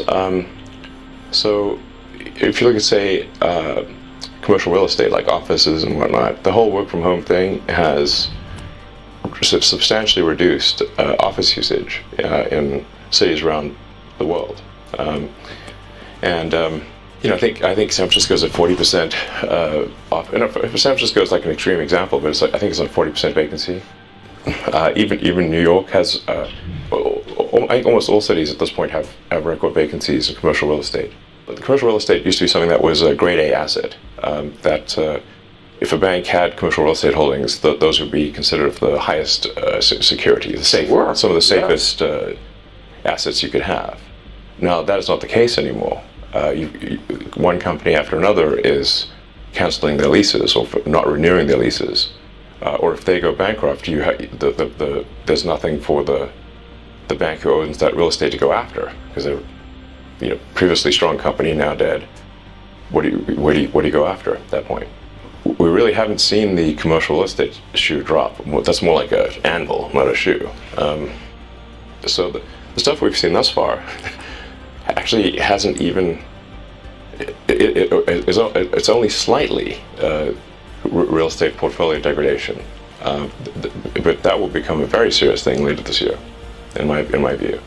I think if we see, which we're likely to see, a drop in house prices because the interest rates are too high, and for most people when buying a house, they look at the monthly payment. Of course. If you're a 30-year mortgage, the vast majority of it is interest. So if the Fed rate is high, you have a high base interest rate. Effectively, the price you can pay for the house drops because you now have to pay more interest, which means that if you've got a fixed monthly payment, you can now afford to buy a house for less money. It effectively drops the prices of houses. Yes. This is the kind of thing that tends to accelerate, so that then you can get negative equity in the home market as well. And so if banks end up having loan losses in both their commercial and, well, they're definitely going to have loan losses in their commercial portfolio, but also in their mortgage portfolio, this is a dire situation. There is a solution to mitigate the magnitude of the damage here, which is for the Fed to lower the rate. But they raised the rate again. Now, if I recall correctly, which important caveat, I think the last time the Fed raised rates going into a recession was 1929. What happened next? Yeah, the Great Depression. But the concern is if the Fed drops rates again, then inflation will accelerate, and you can't do that in an election. So inflation is going to happen no matter what. If you increase the money supply, you get inflation. Right. So there's not some magical cure for getting rid of inflation, except to increase the productivity, the output of goods and services. What is money? You've got these sort of it's basically numbers in a database that sum up to some total. Then you've got the output of goods and services of the economy, and as long as the ratio of money to ratio of goods and services stays, if that stays constant, you have no inflation. If you add more money, if you add money to the system faster than you increase goods and services, right, then you have inflation.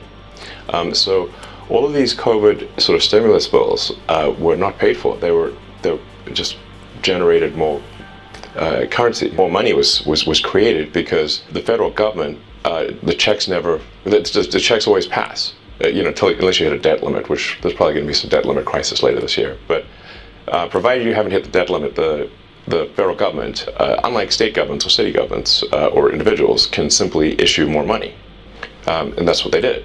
I mean, as the old saying goes, that there's no free lunch. 5 words you pronounce wrong.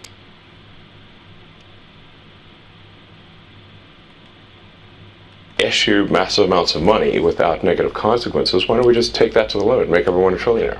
They tried that in Venezuela. How'd that work out? Well, they had to eat zoo animals. Right. It's not good. There's no free lunch. There's not some ability to issue money and not have inflation. But you think that we take our existence here for granted? Yeah, I think there are threats to it. Yeah, exactly. So, I just think we should not assume that civilization is robust. And if you look at the history of civilizations, the rise and fall of the ancient Egyptians, the ancient Sumerians, Rome, there's throughout the world there've been the rise and fall of many civilizations.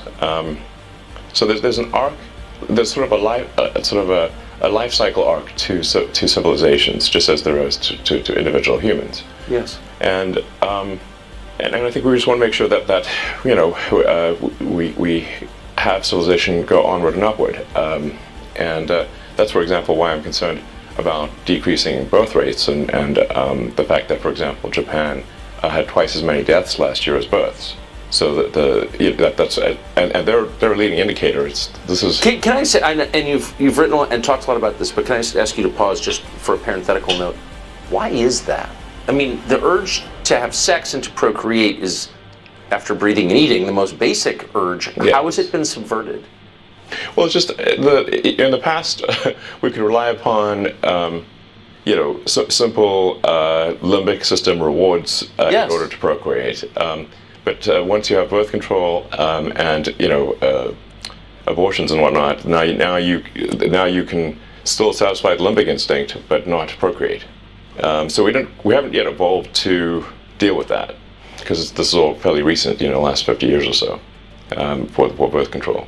So I'm sort of worried that, hey, civilization, if we don't make enough people to at least sustain our numbers, perhaps increase a little bit, then civilization is going to crumble.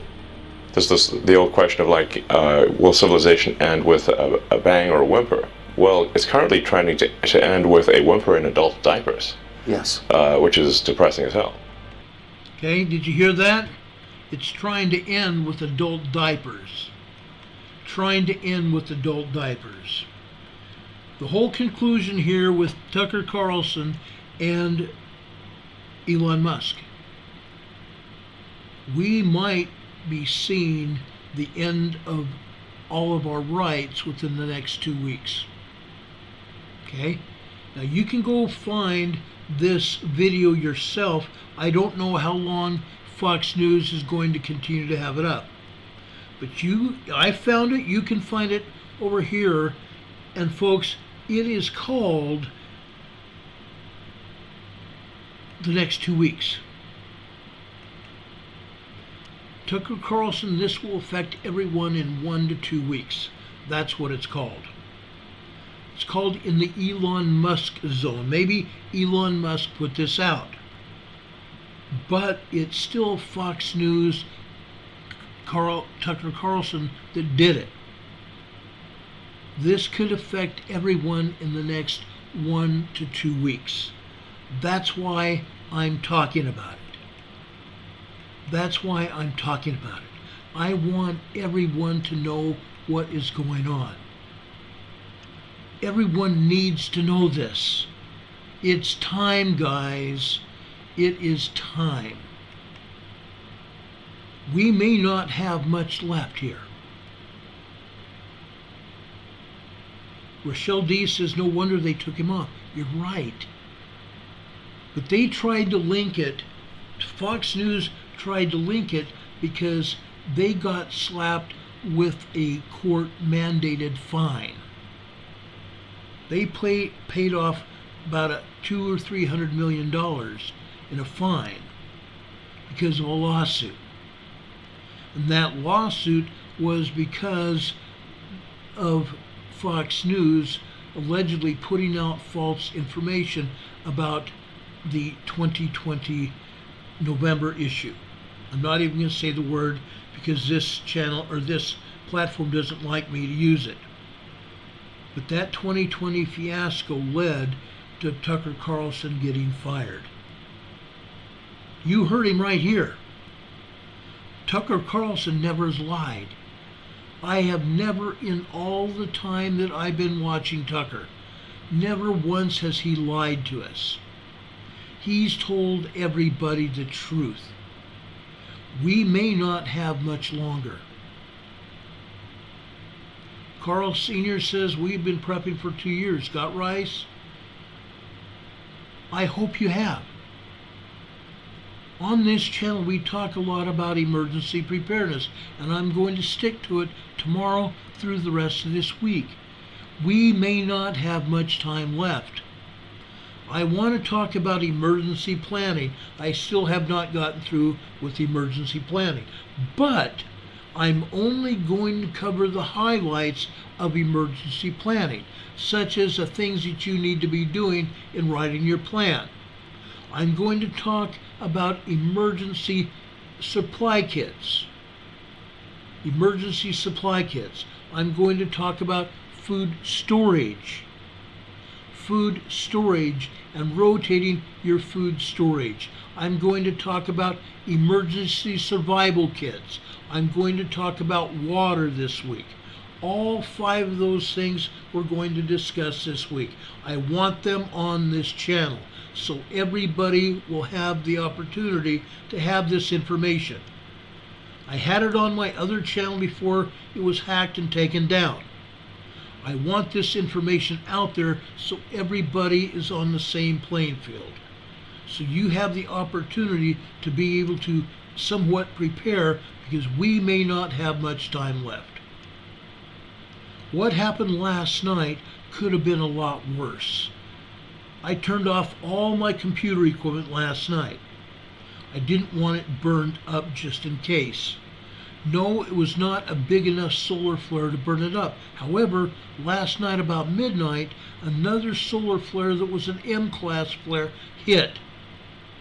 It lit off from the sun. Now, the electronic waves, the proton waves, take off from the sun at a higher clip than the plasma radiation. The proton waves hit the Earth last night, early this morning. The plasma waves from last night's M-class flare won't hit us until Tuesday or Wednesday at the earliest. Okay?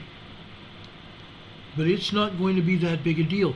However, we've already seen multiple episodes of X-class flares hitting the Earth. I'm praying that that does not happen. If we get a high X10 hit, we're toast. We're toast. But it's not just that. It's the politicians in the world level. The politicians at the world level. We've talked about this before. I don't trust them. I don't trust any of them. I don't trust these people here. I don't trust them. There's also someone else that I want to talk about here. Okay? These people here. I don't trust them. They're not the only ones. They're not the only ones. Just a second. Okay? They're not the only ones.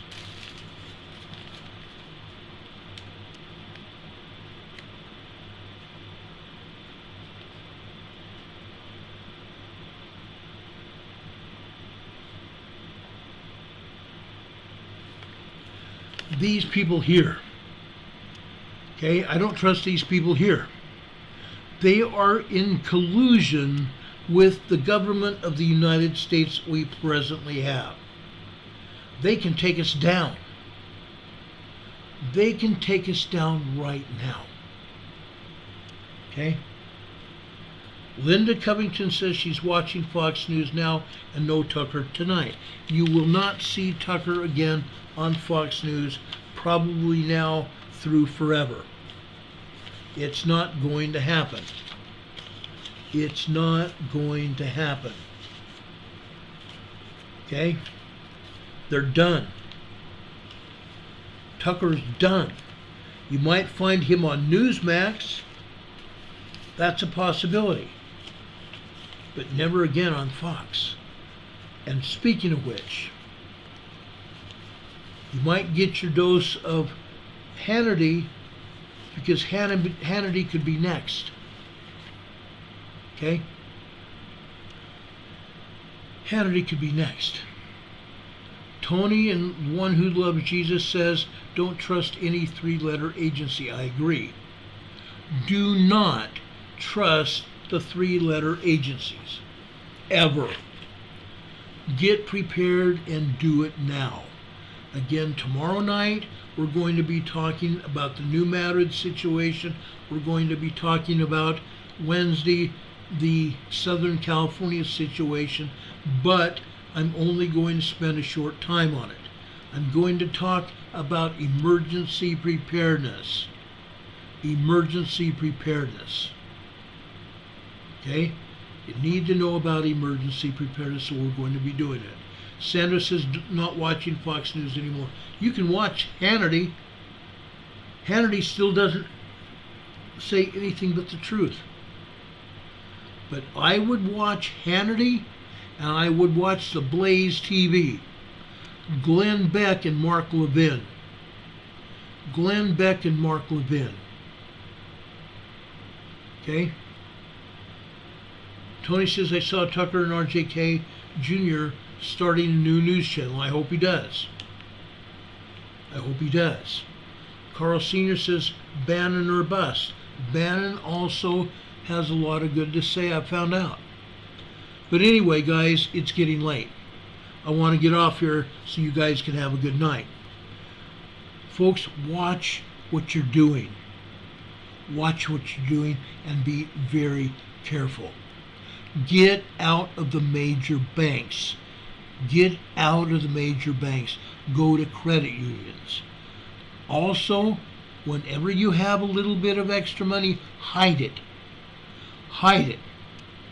Also, when you have a little bit of extra money, and I'm talking dollars here, go and get a little extra food supplies. food and medical supplies that you may need during an emergency. Okay, do it. Do it. Carl Sr. says you're great, Ron. No, I think you guys are for being here. And I appreciate each and every one of you being here. I really do. Now, as we've been doing for quite some time now, I want to end this program on a positive note. Okay? I end with a devotional based on scriptures. Tonight comes from Titus chapter 3, starting with verse 1. In verse 3 it says, the saints must live righteously after baptism. In verse 1 it says, put them in mind to be subject to principalities and powers, like all of us, to obey magistrates, to be ready to every good work. Like we said yesterday afternoon on our Sunday school class, we believe in being subject to kings, presidents, rulers, and magistrates, to honoring and sustaining the laws of our land, not just here in the United States, but every country.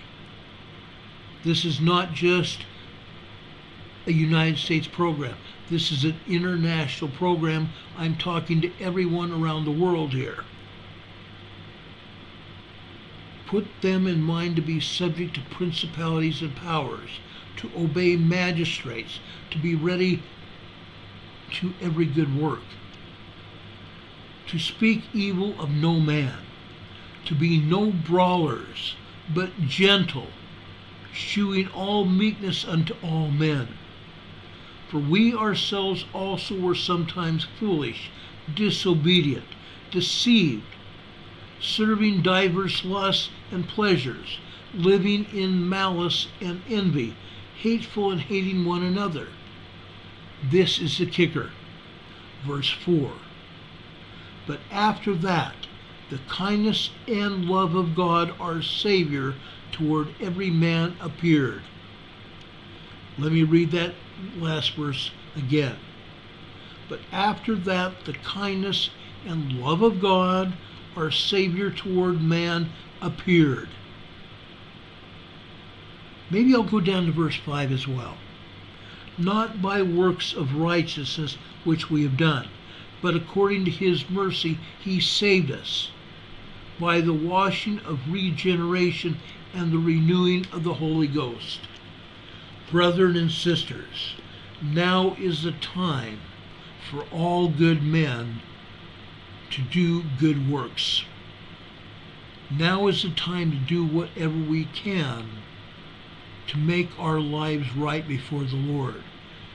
Right now, it's the time to get our emergency preparedness gear in order.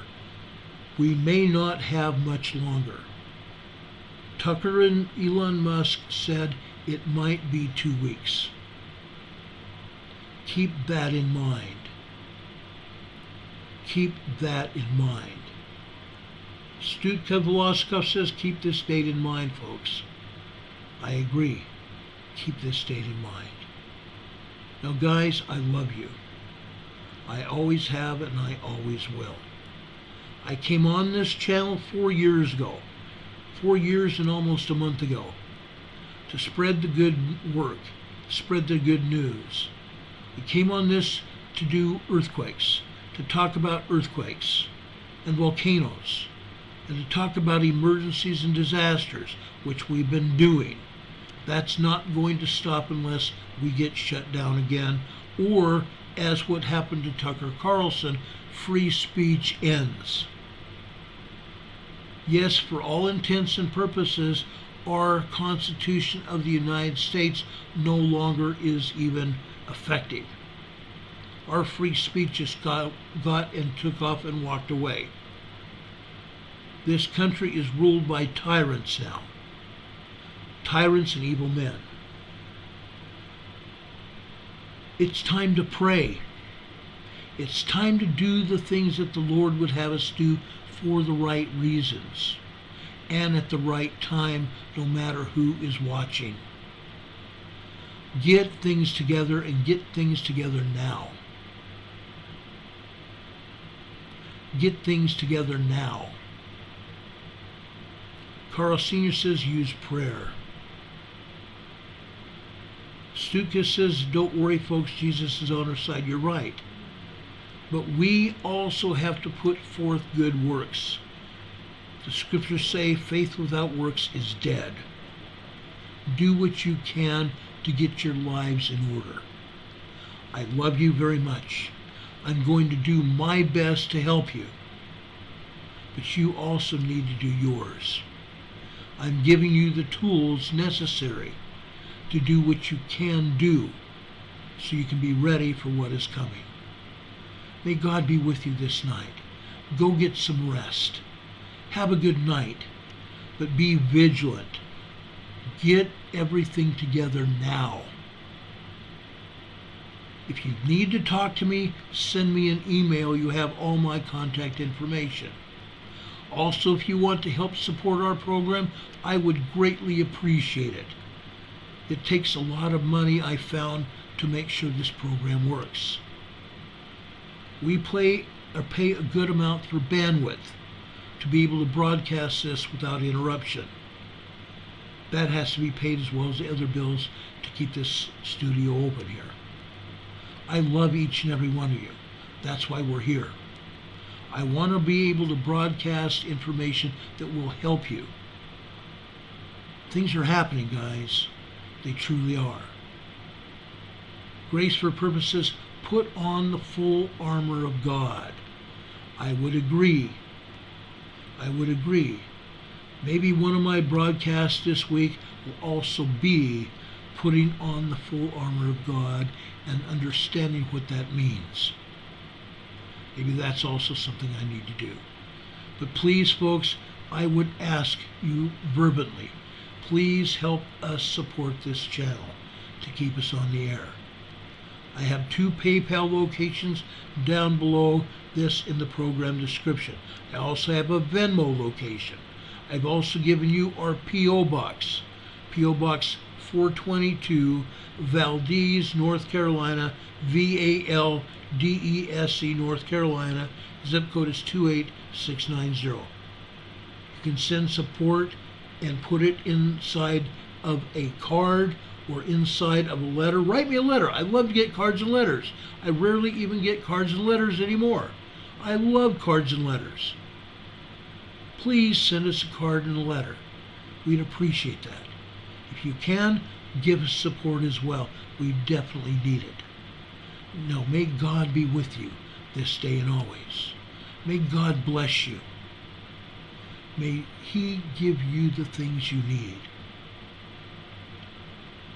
May God give you the things you need. God be with you until we meet again. Good night, everybody. I love you very much.